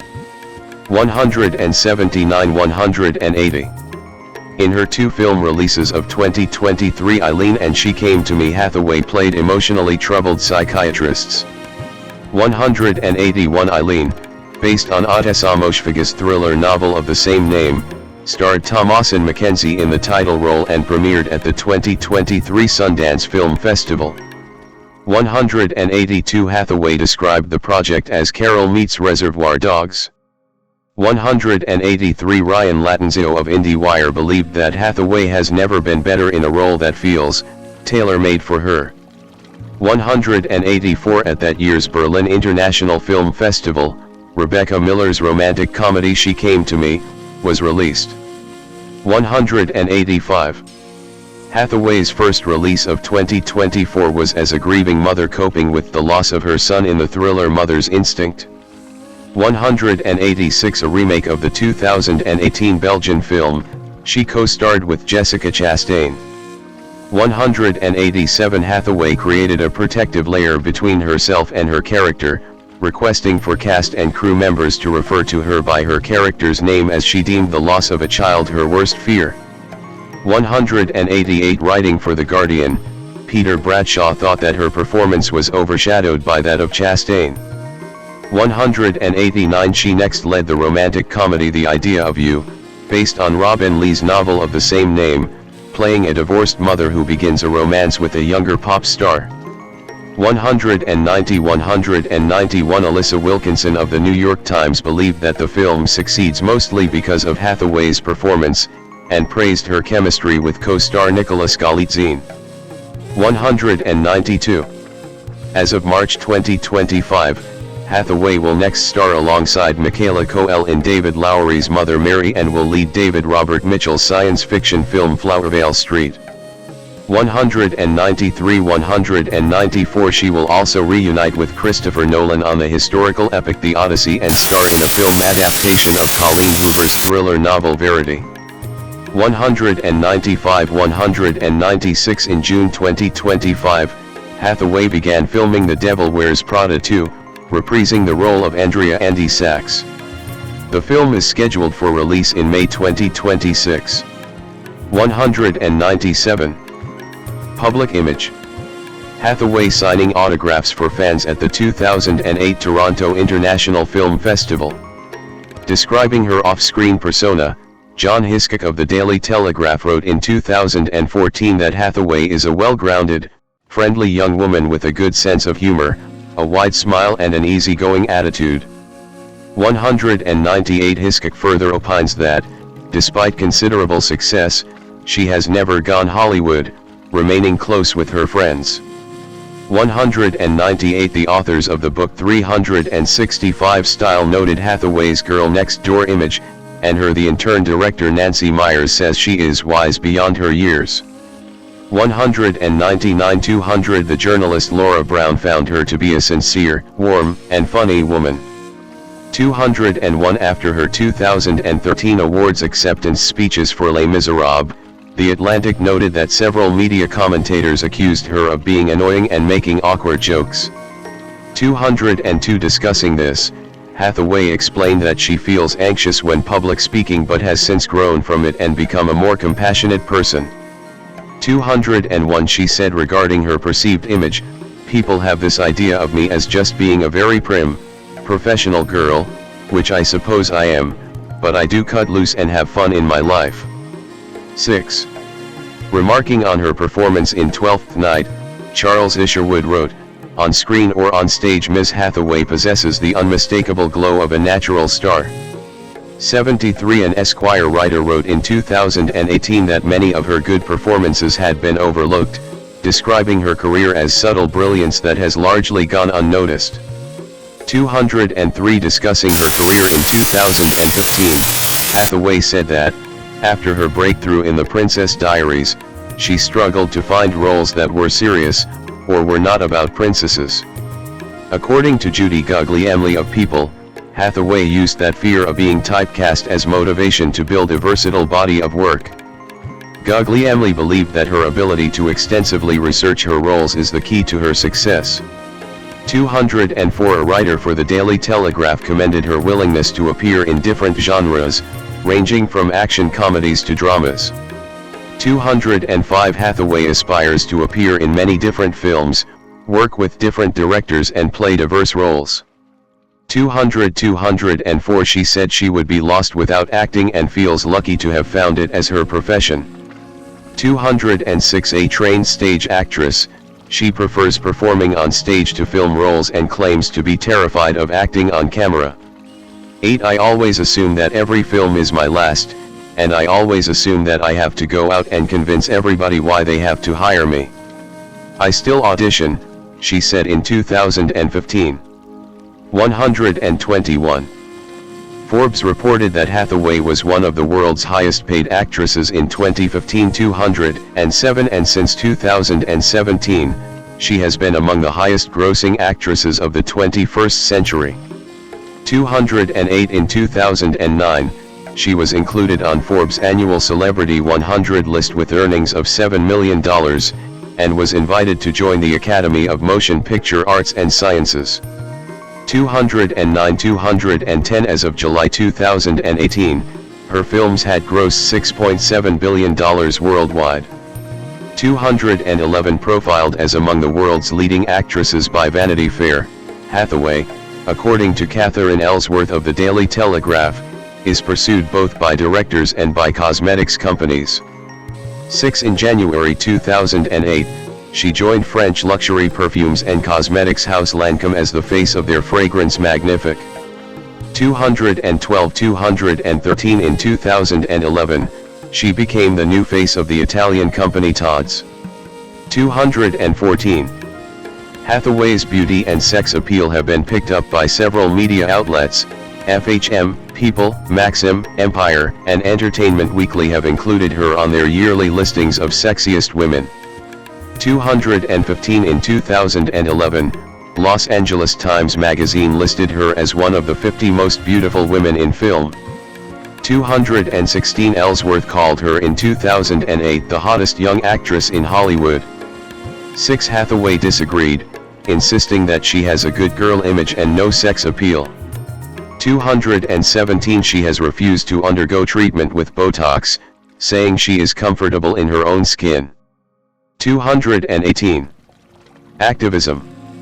Hathaway at the 2018 Human Rights Campaign dinner in Washington, D.C. Hathaway has served as a long-term advocate for the Nike Foundation to raise awareness against child marriage. 219 In July 2006, she spent a week in Nicaragua to help vaccinate children against hepatitis A. 220 She has also traveled to other countries to promote the rights of women and girls, including Kenya and Ethiopia. 221 In 2008, she was honored at EL's Women in Hollywood tribute and won an award from the Human Rights Campaign for her philanthropy. 223 She was also honored for her work with Step Up Women's Network in 2008. 224 She then teamed up in 2010 with World Bank in a 2-year development program, The Girl Effect, whose mission focuses on helping empower girls in developing and developed nations where 1/3 of young women are not employed and not in school. 225 In 2013, she provided the narration for Girl Rising, a CNN documentary film, which focused on the power of female education as it followed 7 girls around the world who sought to overcome obstacles and follow their dreams. 219. Hathaway serves on the board of the Lollipop Theater Network and is involved with charities Creative Coalition, St. Jude Children's Research Hospital and the Human Rights Campaign.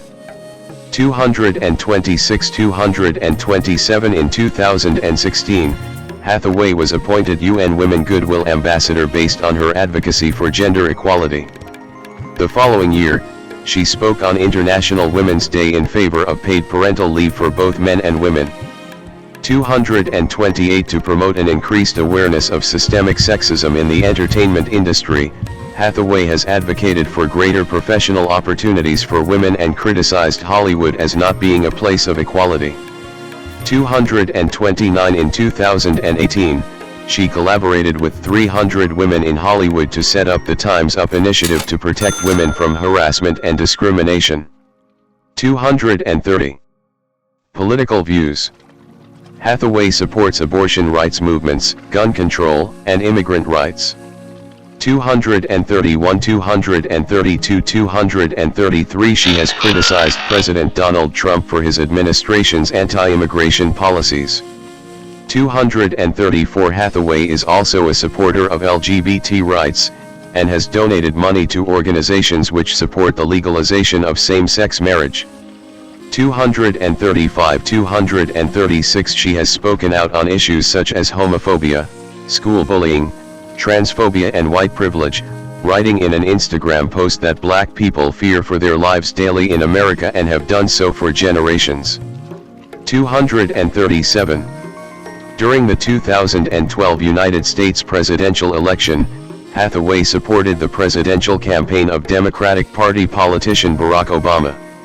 238 4 years later in 2016, she supported the campaign of fellow Democratic politician Hillary Clinton during that year's presidential election, appearing at a benefit concert at the St. James Theater in New York City alongside Sienna Miller, Sarah Jessica Parker, Emily Blunt, and Helen Mirren in support of the campaign.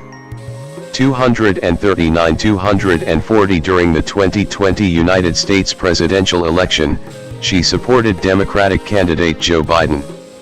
241 She supported Kamala Harris in the 2024 United States presidential election.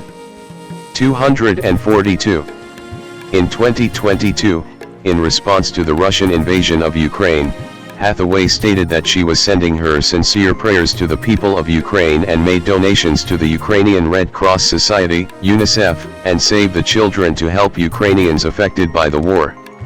243 She praised the Berlin International Film Festival in 2023 for featuring Ukrainian President Volodymyr Zelensky, who gave a televised speech during the opening ceremony. 244 Personal life. A photograph of Anne Hathaway smiling while crossing her arms. Hathaway in 2017. In 2004, Hathaway began a romantic relationship with Italian real estate developer Raffaello Fogliari. 8 Fogliari's Manhattan-based foundation focused on efforts such as providing vaccinations for children in poor countries. In June 2008, it was investigated by the IRS for failure to file required nonprofit information forms. 245 In June 2008, Fogliari was arrested on charges of defrauding investors out of millions of dollars in a scheme in which he posed as the Vatican's real estate agent. 246 The FBI confiscated Hathaway's private journals from Fogliari's New York City apartment as part of their investigation into Fogliari's activities. Hathaway was not charged with a crime. 247 In October 2008, after earlier pleading guilty, Fogliari was sentenced to 4.5 years in prison. 248 In early 2007, Hathaway spoke of her experiences with depression during her teens, saying that she eventually overcame the disorder without medication. 249 In 2008, she began smoking after a stressful summer and the end of her relationship with Fogliari. 250 She has credited quitting smoking for the subsequent decline in her stress level and return to being a vegetarian. 251 Hathaway became a vegan in early 2012, but she quit in 2014. 252 253 254 Later, in October 2018, Hathaway also gave up alcohol and has since described herself as sober. 255 256 257 Hathaway is a fan of the English Premier League football club Arsenal. 258 Hathaway married actor and businessman Adam Schulman on September 29, 2012, in Big Sur, California, in a traditional Jewish ceremony. 259 In 2015, she suffered a miscarriage. 260 Their first son was born in March 2016. 261 Hathaway and Schulman sold their wedding photo and donated its profits to same-sex marriage advocacy group Freedom to Marry. They also hosted Freedom to Marry's National Engagement Party, which raised $500,000. 222 Their second son was born in November 2019. 262 The family owns several homes, with a chalet in Southern California being their primary residence. 263 Acting credits and awards. Main articles, list of Anne Hathaway performances and list of awards and nominations received by Anne Hathaway. Hathaway's most acclaimed and highest-grossing films, according to the online portal Box Office Mojo and the review aggregate site Rotten Tomatoes, include The Princess Diaries, 2001, Brokeback Mountain, 2005, The Devil Wears Prada, 2006, Get Smart, 2008, Rachel Getting Married, 2008, Valentine's Day, 2010, Alice in Wonderland, 2010, Love and Other Drugs, 2010, The Dark Knight Rises, 2012, Les Miserables, 2012, Interstellar, 2014, The Intern, 2015, Colossal, 2016, and Ocean's 8. 2018. 56,264. Hathaway has been nominated for 2 Academy Awards, 68 116, 3 Golden Globe Awards, 66 88 117, and a British Academy Film Award. 117. She has won an Academy Award, a Golden Globe, a Screen Actors Guild, and a BAFTA Award for Best Supporting Actress for Les Miserables. 116. 117. She has also won a Primetime Emmy Award for Outstanding Voice-Over Performance for her voice role in a 2010 episode of The Simpsons. 75. In November 2018, Hathaway was one of 50 nominees for the New Jersey Hall of Fame, an organization that honors contributions to society and the world beyond. 265. In May 2019, Hathaway received a Motion Pictures Star on the Hollywood Walk of Fame for her contributions to the film industry. Jesse Adam Eisenberg, /Eisenberg, born October 5, 1983, is an American actor, playwright, and filmmaker. Recognized for playing smart but socially awkward characters in both comedies and dramas. His accolades include a BAFTA Award as well as nominations for 2 Academy Awards, and 3 Golden Globes. Eisenberg made his television debut with the short-lived comedy-drama series Get Real, 1999 to 2000. Following his first leading role in the film Roger Dodger, 2002, he starred in films such as The Squid and the Whale, 2005, Adventureland, 2009, and Zombieland, 2009.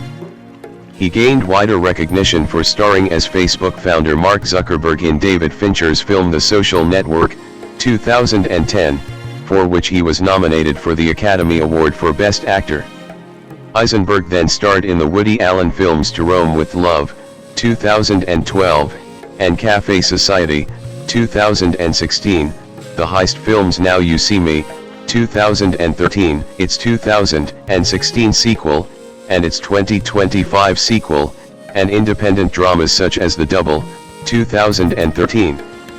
He starred as Lex Luthor in the DC Extended Universe, DCEU, superhero films Batman v Superman, Dawn of Justice, 2016, and Zack Snyder's Justice League, 2021, and had a lead voice role as Blue in the animated films Rio, 2011, and Rio 2, 2014. In 2022, he starred in the FX/Hulu miniseries Fleischman is in Trouble and made his film directorial debut with the black comedy When You Finish Saving the World. He has since directed, written, and starred in the comedy drama A Real Pain, 2024, which earned him the BAFTA Award for Best Original Screenplay and an Academy Award nomination in the same category. Eisenberg has contributed pieces to The New Yorker and the website of McSweeney's. He has written and starred in 3 plays for the New York stage, Asuncion, The Revisionist, and The Spoils. He released his first book, Bream Gives Me Hiccups, and Other Stories in 2015. 3. Life and career. Early years and education. It taught me about the discipline about performance. Every morning she had a duck party. She would wake up very early and tune her guitar and warm up her voice, and it taught me that you could take performance seriously. I think a lot of actors have trouble taking things seriously, but it's really like anything else in the world.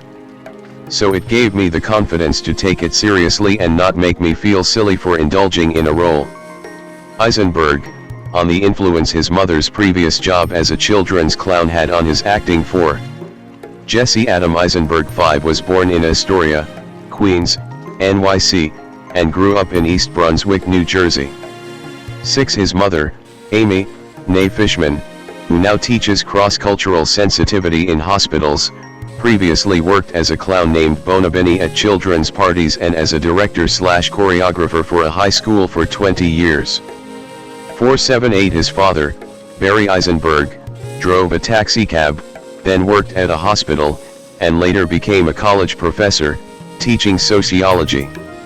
9. 10. 11. He has 2 sisters, Hallie Eisenberg, a former child actress who was once famous as the Pepsi Girl in a series of commercials, and Carrie Eisenberg, Now Carrie Lee 12, who also worked as an actress. 13 ran a vegetarianism and animal rights-based children's theater troupe. 14 and is now an independent artist in New York.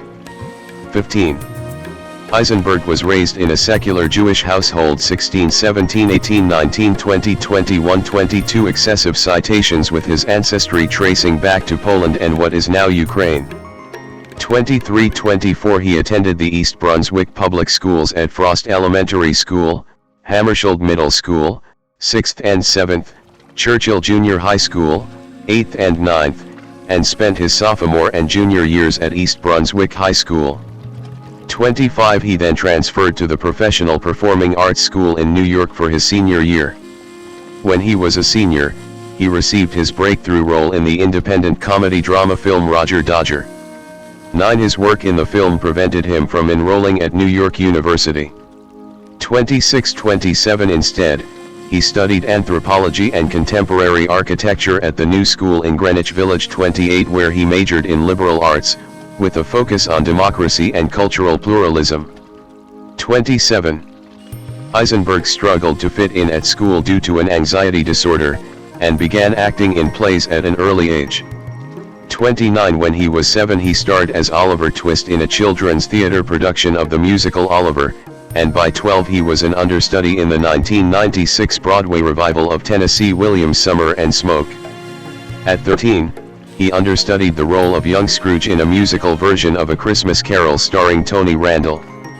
30 he had his first professional role in Arj Shah's off-Broadway play The Gathering at age 16. 31 he said, "When playing a role, I would feel more comfortable, as you're given a prescribed way of behaving." 32.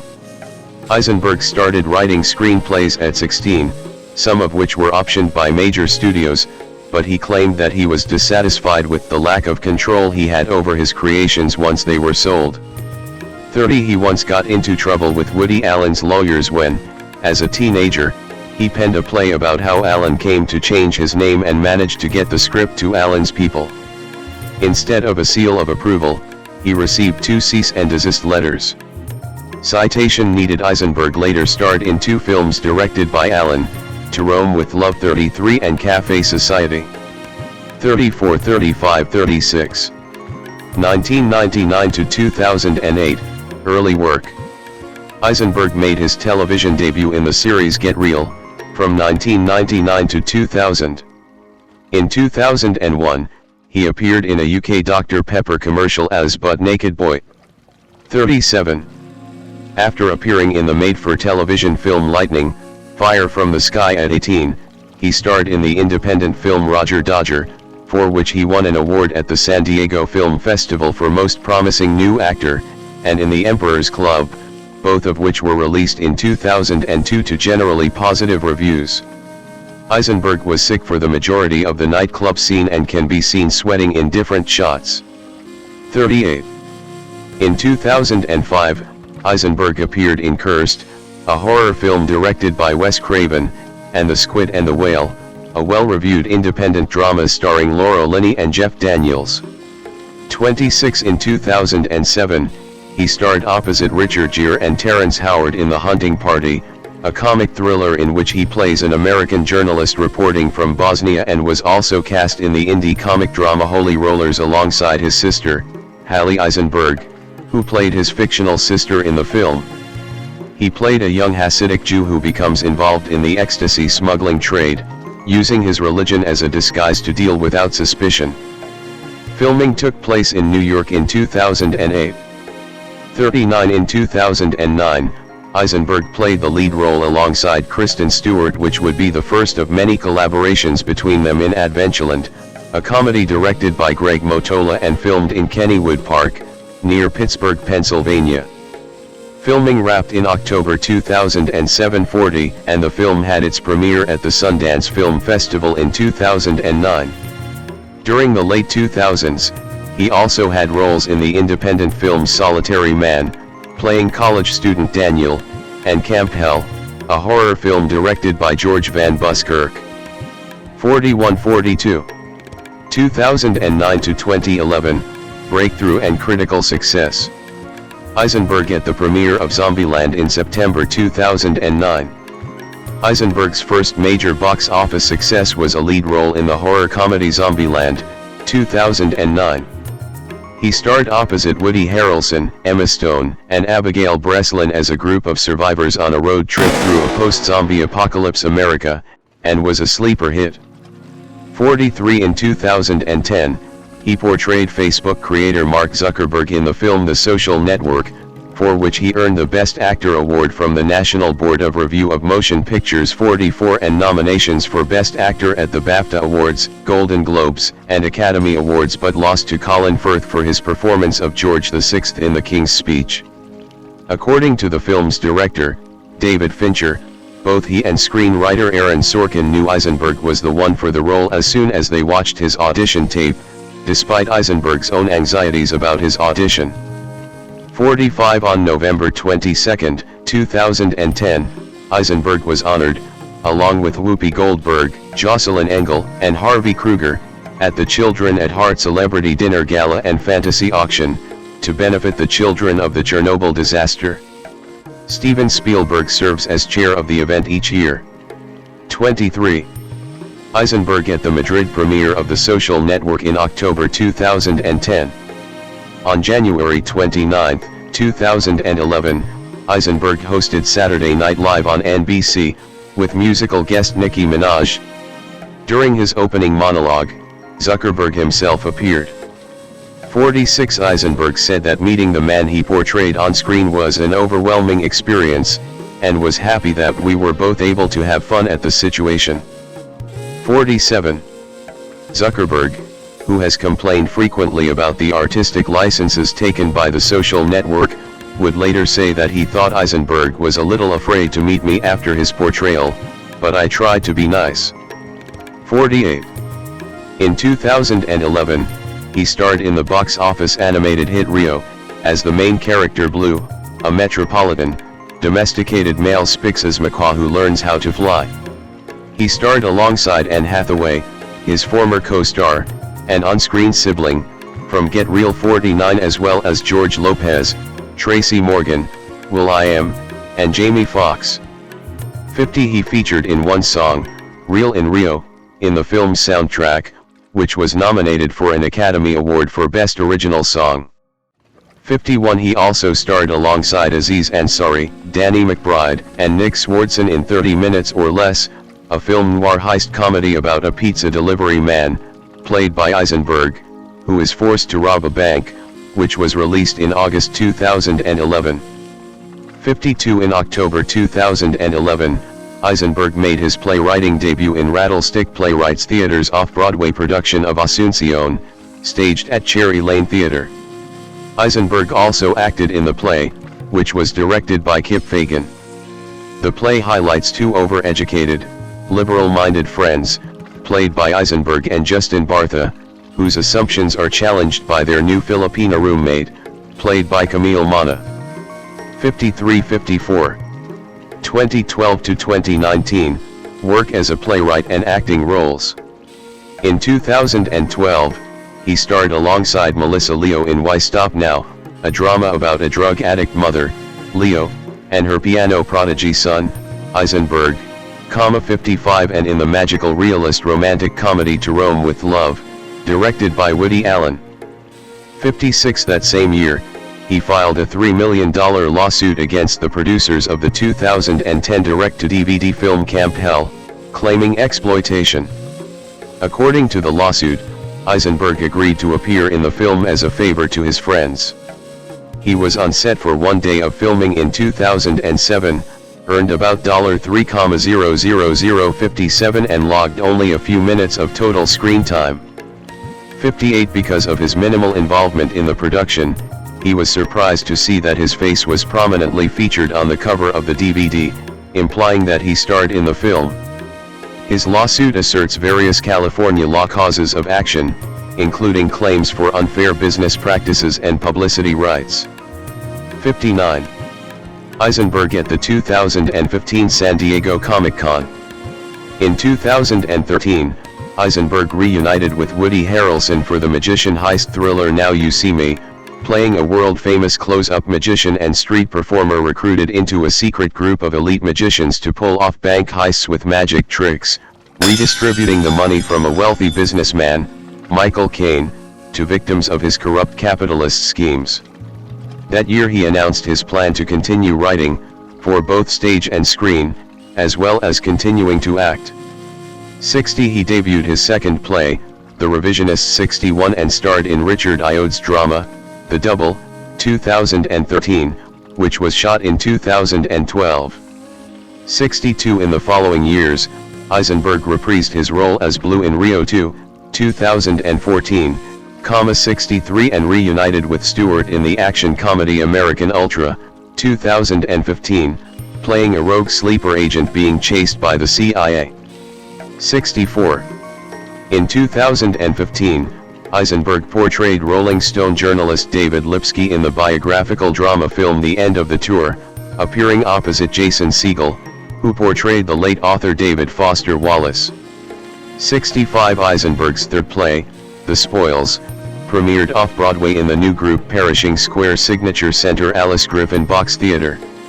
The play, featuring Eisenberg as Ben, also starring Kunal Nayyar, Michael Zijan, Aaron Dark, and Annapurna Sriram, was the winner of the Blanche and Irving Laurie Foundation Theatre Visions Fund Award. 66 On September 8, 2015, Eisenberg released his first book, Bream Gives Me Hiccups, a collection of short humor pieces. 361. Eisenberg serves on the board of advisors for Playing on Air, a public radio show/podcast that works with contemporary playwrights to produce plays for today's digital audience. 67. He has written one short play for Playing on Air, called A Little Part of All of Us, 2015, which he starred in with Justin Bartha. 68. He has voiced for two other plays, The Final Interrogation of Soksku's Dog, 2015, written by Warren Leight, and The Blizzard, 2016, written by David Ives and directed by John Rando. 69. 70. Eisenberg played the supervillain Lex Luthor in Batman v Superman, Dawn of Justice 71-72, which was released in March 2016, to generally negative reviews. 71. 73. His performance in particular was criticized by comic book fans and film reviewers. 74. Later earning him the Golden Raspberry Award for Worst Supporting Actor. 75. He defended himself by saying he attempted to make these people real and relatable and interesting and engaging. 76. Years later, Eisenberg shared that he felt joining the project was detrimental to his career because he was poorly received in the high-profile film. 77. Eisenberg with the cast of Café Society at the 2016 Cannes Film Festival. Eisenberg with the cast of Café Society at the 2016 Cannes Film Festival.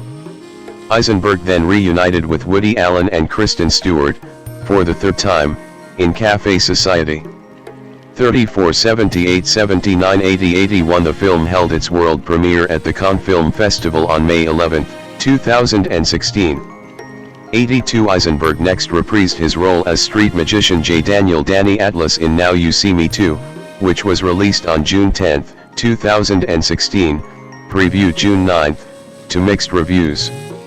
83. 84. The film was shot primarily in London and Macau.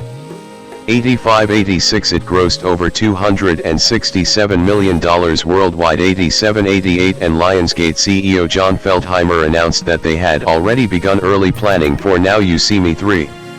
89. On June 2, 2016, Eisenberg's play The Spoils began a run at London's Trafalgar Studios in the West End, with Scott Elliott returning to direct. 90. Eisenberg again played the lead role, along with Nayyar and Sriram, while Zijan and Dark's characters were replaced by Alfie Allen and Katie Braben respectively.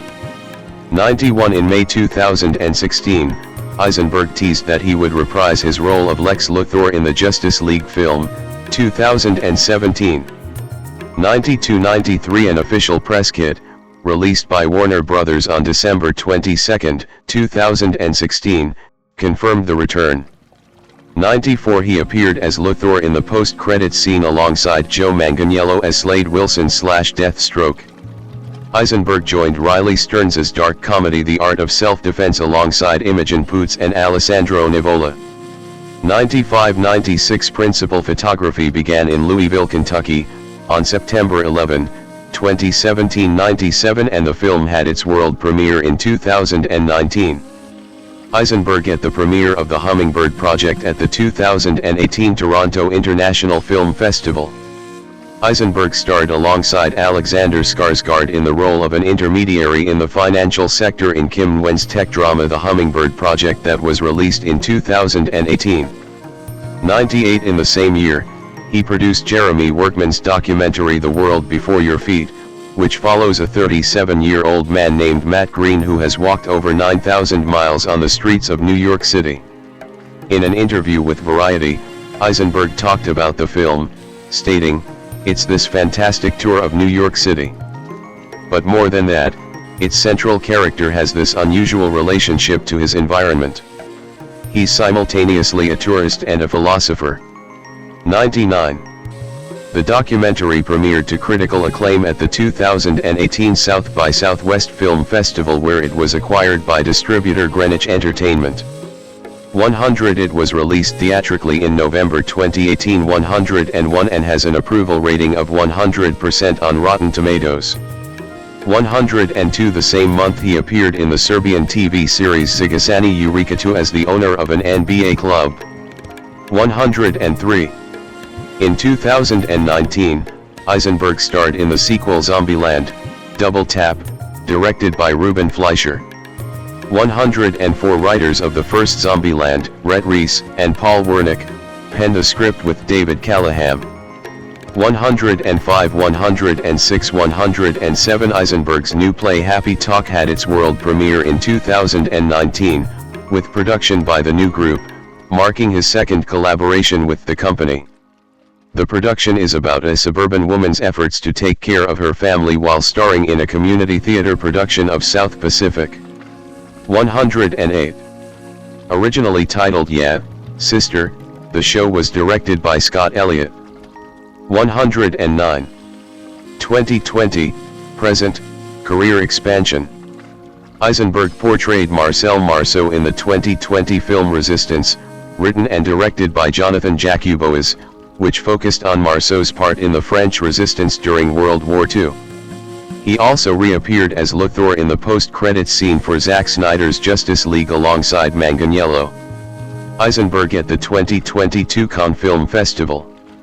Eisenberg starred as Toby Fleischman in FX's limited series Fleischman is in Trouble opposite Lizzie Kaplan.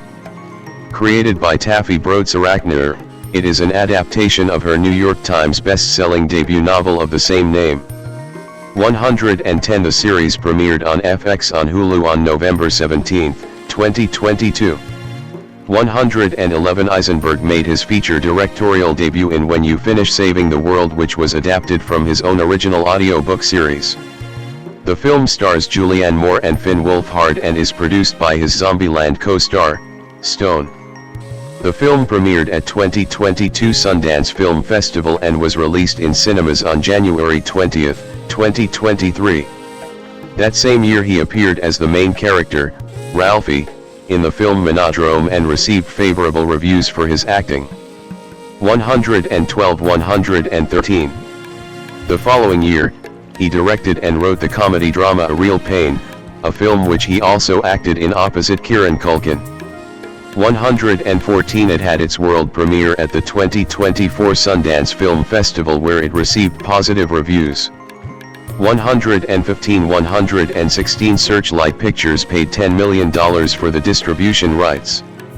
117 He earned 2 Golden Globe nominations for Best Actor in a Motion Picture, Musical or Comedy and Best Screenplay, as well as a nomination for the Academy Award for Best Original Screenplay. 118 119.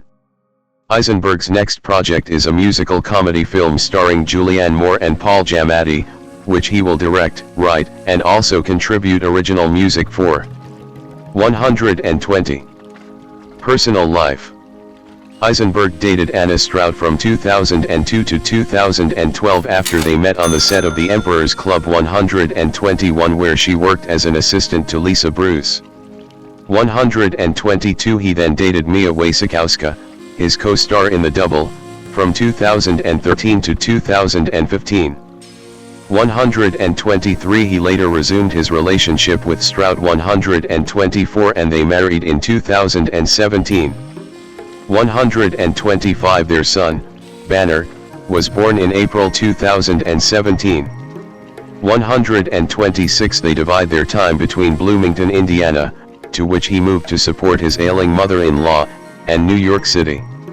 127 128 He previously lived with his younger sister Hallie and her boyfriend, singer-songwriter Owen Danoff. 129 130 Until June 2016, when Hallie and Danoff moved to Nashville, Tennessee. 131 Eisenberg has played the drums since he was 8 years old. 38 His favorite band is Ween. 132 In 2007, Eisenberg started an online wordplay website with his cousin, a social design evangelist at Facebook, called One Up Me. They relaunched the site in 2010, instead exclusively formatted for Facebook users. 133 134 Despite portraying Facebook founder Mark Zuckerberg in one of his most prominent film roles, Eisenberg does not use social media and said in 2016, "I'm terrified of that stuff. I live inside a bubble on purpose." 8. When asked if he used Facebook to prepare for his role as Zuckerberg, he said that he signed on for, like, 20 seconds one time. 8. Eisenberg is an alumnus of the Bloomington Playwrights Project 135 and has become deeply involved with the city of Bloomington, Indiana, having moved there as well as showing support for Indiana University Bloomington and donating thousands of dollars to Bloomington's Middle Way House. 136 137 He is a fan of the Indiana Pacers basketball team. 138 For an article he wrote for InStyle magazine, he played a game of one-on-one with Indiana University women's basketball player Tyra Buss. 139 He is also a longtime fan of the Indy Thunder Beat baseball team and its founder Darnell Booker. 140 Eisenberg has Polish-Jewish ancestry through his family. 141 142 Who lived in Krasnosta until World War II, while his wife has roots in Lodz. 142 In May 2024, he revealed he had applied for Polish citizenship, reportedly to help create better relationships between Jews and Polish people. 141 142 The citizenship was granted on March 4, 2025, by the President of Poland Andrzej Duda in New York. 143 144 Charity work and other interests. Eisenberg at the 2023 Berlin Film Festival. Eisenberg collaborated with Child Mind Institute in their #MyYoungerSelf project, where each day in May a prominent individual will speak to his or her younger self about growing up with a mental health or learning disorder. In a video published on May 2, he spoke about his OCD and anxiety growing up. 145 Eisenberg is fond of cats and has been involved in fostering animals. 146 He has been associated with Farm Sanctuary and has presented at several of their galas. 147 In 2015 he stated, "I'm like 95% vegetarian." 148 In September 2015, Eisenberg announced that from November, he would match donations made to Middle Way House, a domestic violence shelter in Bloomington, Indiana, up to $100,000 until April 3, 2016. All contributions made went towards the organization's mortgage payment fund that was matched by a committee, led by Eisenberg. 149 It's an incredible collective, Eisenberg told a reporter. It's the kind of place where the residents go through their wonderful program and end up working there. It saved so many lives. 150 In an interview with Variety in March 2018, Eisenberg stated that he has raised almost $1 million for the shelter. 99 Eisenberg is a cast member with Theater of War, a performing arts nonprofit that presents readings of Sophocles' Ajax and Philoctetes to military and civilian communities across the United States and Europe. 151 As an actor, sometimes you feel limited by the role you're in, stories without much meaning. Theater of War allows you do something that has more substance and benefits people. It's a greater purpose than just entertainment, Eisenberg said of the organization. 152. Eisenberg also works in performing for Voices of a People's History of the United States, which is an organization that works to encourage civic engagement and to further history education by bringing the rich history of the United States to life through public readings of primary source materials. 153. He read Howard Zinn's The Problem is Civil Obedience, 1970, for Voices of a People's History as part of NYU Portraits 2011 event. 154 Eisenberg is involved with Keep America Beautiful, which engages individuals to take greater responsibility for improving their community environments. 155 As well as Shoe Revolt, a hybrid startup company that auctions celeb shoes to raise funds to deploy a social franchising model which aims to educate, engage, and empower youth to take the lead in the fight against domestic sex trafficking through peer-to-peer involvement, training, activism and social enterprise development. 156. On September 12, 2016, Eisenberg, Kate Blanchett, Chiwetel Ejiofor, Peter Capaldi, Douglas Booth, Neil Gaiman, Keira Knightley, Juliet Stevenson, Kit Harington, and Stanley Tucci were featured in a video from the United Nations Refugee Agency UNRWA to help raise awareness about the global refugee crisis. The video, titled What They Took With Them, has the actors reading a poem, written by Jennifer Toxvig and inspired by primary accounts of refugees, and is part of UNRWA's #WithRefugees campaign, which also includes a petition to governments to expand asylum to provide further shelter, integrating job opportunities and education. 157-158. Eisenberg participated in the inaugural The 24-Hour Musicals, Los Angeles on July 17, 2017, at the United Artists Theater, Ace Hotel. 159-160 He composed the music and co-wrote, alongside his writing partner, Elizabeth Merriweather, Shoshana and Her Lovers, a musical about 4 lesbian sisters. The event proceeds went to the Dramatists Legal Defense Fund, a non-profit arm of the Dramatists Guild of America which advocates for the freedom of expression and advocates on behalf of all who are confronting censorship on stages across America. 161. He previously acted in 24-hour plays, on Broadway 2011 and 2015, both times for New York's Urban Arts Partnership. 162 He was a special guest at the 2011 Urban Arts Partnership Prom and was an honorary chair on the organization's 25th Anniversary Gala Benefit Committee. 106